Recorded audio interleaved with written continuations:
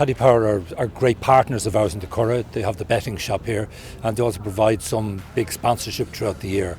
And this afternoon we had the two big handicaps, and they didn't disappoint. Paddy Power, great supporters of the Curragh, and I was delighted that they got the races they deserved today.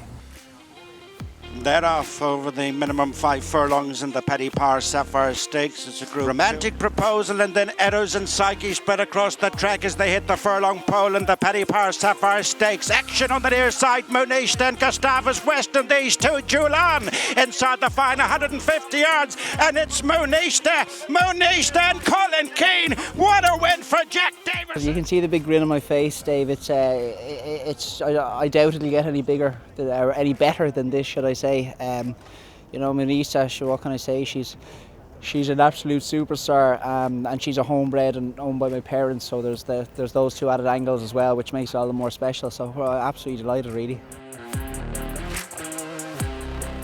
They're off in race 6 over 6, the Paddy Power Scotty Premier Handicap. They're inside the final furlong on the Paddy Power Scotty Premier Handicap. It's Major Power tackled by High Time U1. These are away inside the final 100 yards. Major Power on the near side of High Time U1. Major Power has it.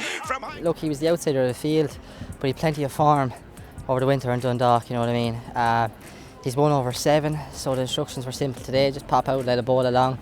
I got a nice lead to the 2, and then there was nothing really to carry me any further, but big horse like him, he was very tough, and he tried very hard for me.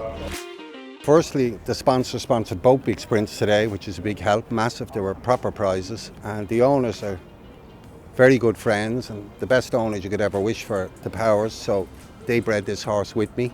They had him racing for a couple of years, and he had plenty of issues, and he was rated about 50, and we took him over then and just kept him as a lead horse, and then he won a few in Dundalk, and then he won another few in Dundalk. And I'd say in fairness, David will be the first man on the phone to say well done to us today. This fella's homebred. He's out of a winning half-sister to Slade Power, and it's by a very good sire, Baited Brett, so it's sweet, and he's a very popular horse around the yard. He's a big, good-looking horse. He looks more like a national hunt horse than a flat horse. Weather permitting, we'd love to go Champions Weekend with him.